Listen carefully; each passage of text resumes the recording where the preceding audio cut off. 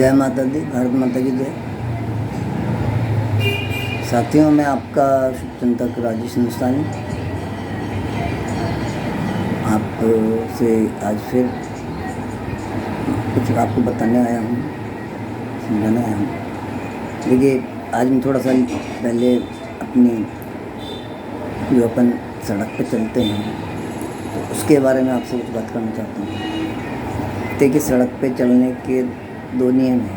अगर आपके सड़क है और उस पर लेन सिस्टम नहीं है, जो लेन होती है ना भाई, ये गाड़ियों के लिए, बस के लिए, ये स्कूटर्स के लिए, पैदल चलने वाली, तो अगर उस तरीके कोई लेन नहीं है, यानी कि कोई खंड बने हुए नहीं हैं, तो आपको सड़क पर अगर आप गाड़ी चला रहे हैं, वाहन चला रहे हैं, तो आपको बाईं ओर चलना चाहिए।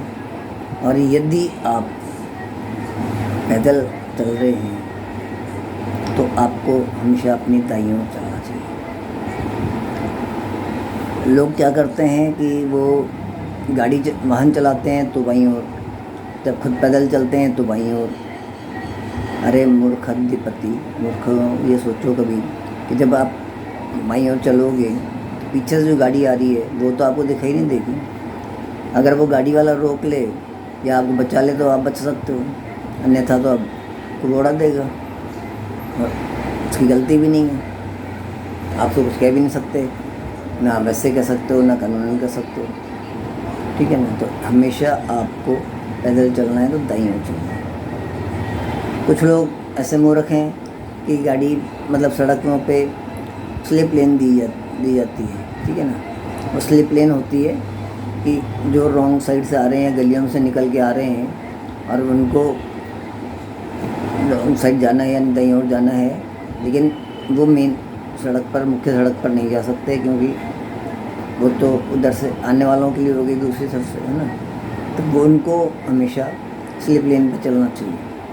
लेकिन यहाँ क्या होता है कि जो बाईं ओर चला रहे हैं वाहन, वो भी सीधे सीधे स्लिप लेन में गाड़ी अपने वाहनों को सीधे लेन में घुसा देते हैं। तो अब जो सामने से स्लिप लेन में आ रहा है, जो अपनी सही दिशा में आ रहा है, वो बेचारा कहाँ चल रहा है।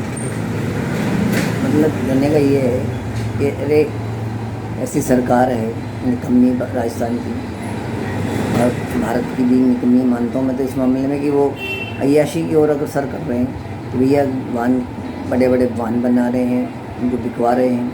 अरे सड़क खड़ी करने की जगह तो है नहीं, लोग बाग वाहन खरीद देते हैं, एक घर में दो दो तीन तीन गाड़ियाँ होती हैं, जगह होती नहीं है ज़रा सी भी खड़े करने की। अभी हम जहाँ रह रहे हैं उसके आसपास इतनी छोटी छोटी गलियाँ हैं कि वहाँ 4 व्हीलर तो खड़ी हो ही नहीं सकती। खड़ी कर दें तो फिर उस दूसरी गाड़ी निकलने की संभावना ही नहीं रहती।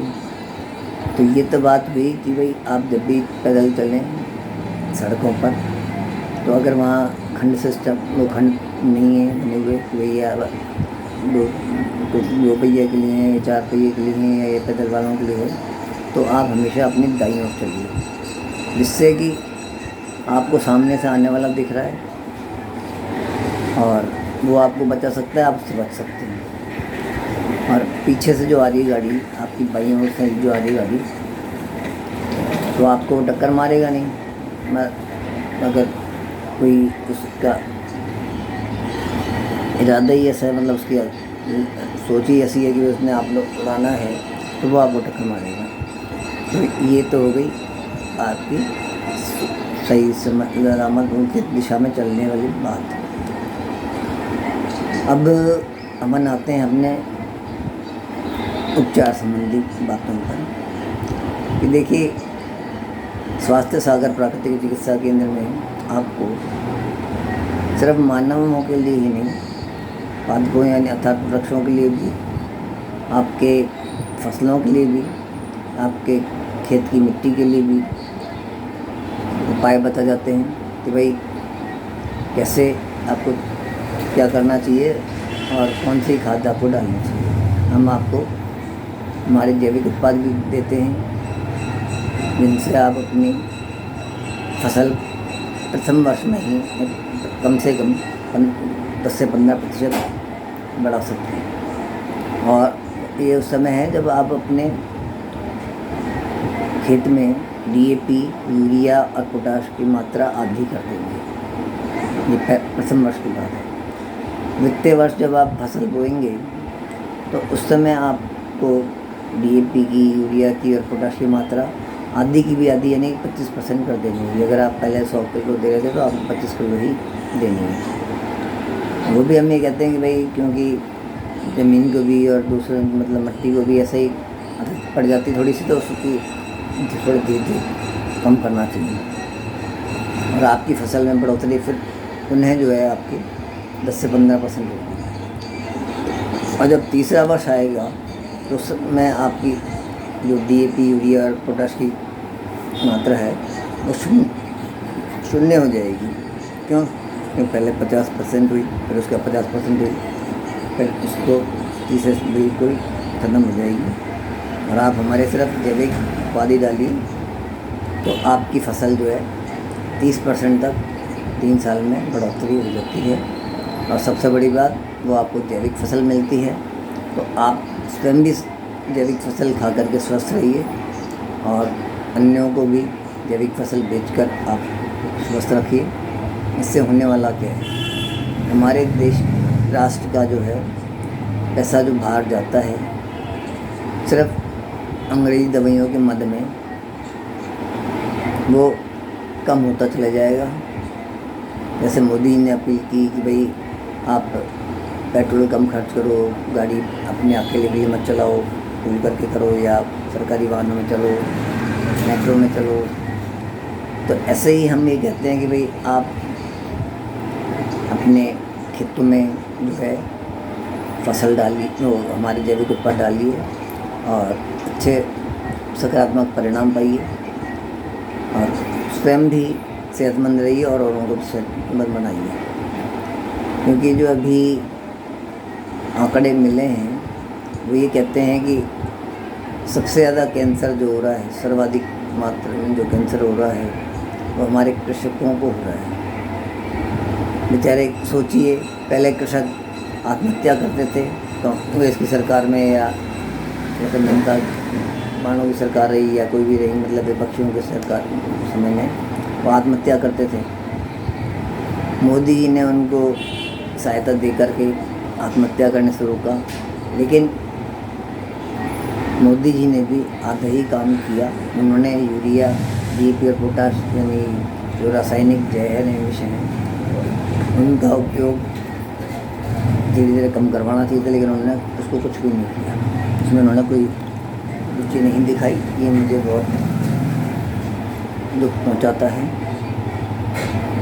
तो हम अभी आपसे ये अनुरोध करते हैं कि आप अपने शरीर के बारे में, अपने परिजनों के शरीर के बारे में, अपनी फसलों के बारे में, अपने वृक्षों के बारे में, वृक्ष किसी की भी हो सकते हैं, सब्जी के हो सकते हैं, फलों के हो सकते हैं, किसी के भी फल हो सकता है, नीम का हो सकता है, कुछ भी हो, जो भी हो उनकी समस्याओं के बारे में।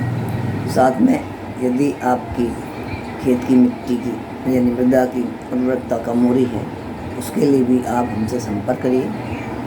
और एक विशेष बात और भी है इसमें साथ में, यदि आपके खेत में ज़मीन में पानी नहीं है, पानी की जल की कमी है, तो आप शुष्क खेती हेतु भी संपर्क कर सकते हैं। और यदि आपके पास मिट्टी भी बढ़िया है, मतलब मृदा भी अच्छी है, दोमट मिट्टी है और साथ में आपके जल की भी बहुत उपलब्धता है, बहुत कम खुदाई में आप मतलब पानी प्राप्त कर सकते हैं, जल प्राप्त कर सकते हैं, तो आप मल्टी क्रॉपिंग यानी कि सघन खेती में भी के लिए भी आप हमसे, सघन कृषि के लिए भी आप हमसे संपर्क कर सकते हैं, ठीक है ना। हम आपको उसके लिए भी बताएंगे कि आप कैसे अपने खेत में एक ही बार में 4-5 फसल लगा सकते हैं और हर महीने आप कि घर में पैसा आता रहेगा, क्योंकि आपकी फसलें तैयार होती रहेंगी और आप उसको बेच करके, विक्रय कर करके अपने घर में पैसा ला सकते हैं। अभी होता क्या है कि आपने फसल लगाई, मान लीजिए गेहूँ की है, अब वो 5 महीने बाद तैयार होनी है, तो 5 महीने अंदर आप क्या करेंगे? आपको खाना पीना भी सब कुछ करना है, आपके घर में कोई बीमार भी हो सकता है, बीमारी हरी भी लगी रहती है, कोई शायद विवाह भी हो सकता है, कोई और कार्यक्रम उत्सव भी हो सकता है।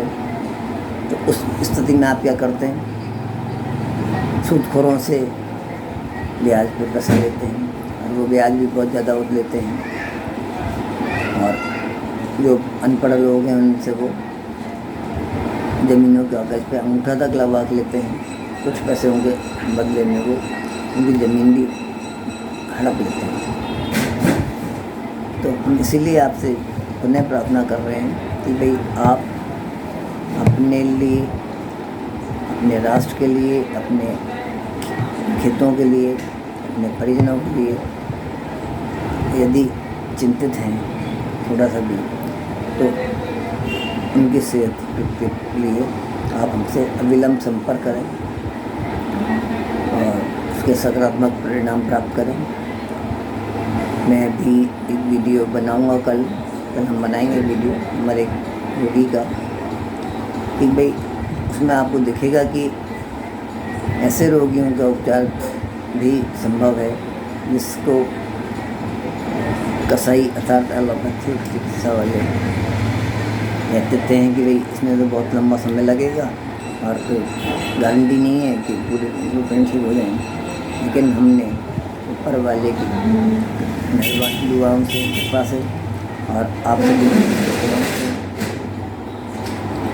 वो यथाशीघ्र अर्थात मात्र 5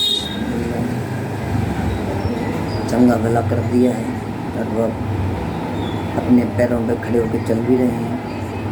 खाना पीना भी शुरू कर दिया, अभी थोड़ा कम खा रहे हैं लेकिन शुरू कर दिया है। और उनको नींद की समस्या थी वो भी लगभग समाप्त हो गई है।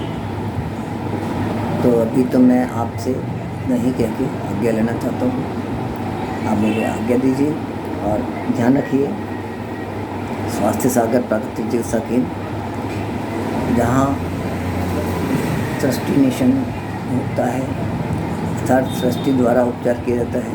और वो मात्र आपका ही नहीं, आपका, आपके परिजनों का, मानव समाज का, देशी गौवंश का, आपके वृक्षों का, आपकी फसलों का, आपकी खेती मिट्टी का, सबका उपचार किया जाता है। और सेहतमंद कैसा रखा जाए वो बताया जाता है। हाँ, विशेष बात ये है और एक और कि यदि कोई स्वास्थ्य सागर प्राकृतिक चिकित्सा केंद्र की शाखा खोलना चाहे संपूर्ण भारत में कहीं भी, तो उसका स्वागत है। हम उन्हें हमारी रेसिपी देंगे, हमारे उत्पादों की उपलब्धता भी करवाएंगे। और यदि वो जिस भी किसी रोगी का पूर्ण विवरण भेजेगा हमें, हम उसको क्या देना है, कैसे देना है, क्या करना है, कैसे इलाज उपचार करना है, सब बताएंगे। आप ये मान के चलिए कि उसमें वो प्रति माह कम से कम गिरता पड़ता भी 25,000 रुपये, और अगर वो थोड़ी सी जिम्मेदारी के साथ काम करे तो 50-60 हज़ार महीना। और सबसे बड़ी बात वो आशीर्वाद भी कमाएगा, और आशीर्वाद में वो शक्ति होती है, दुआ में वो शक्ति होती है।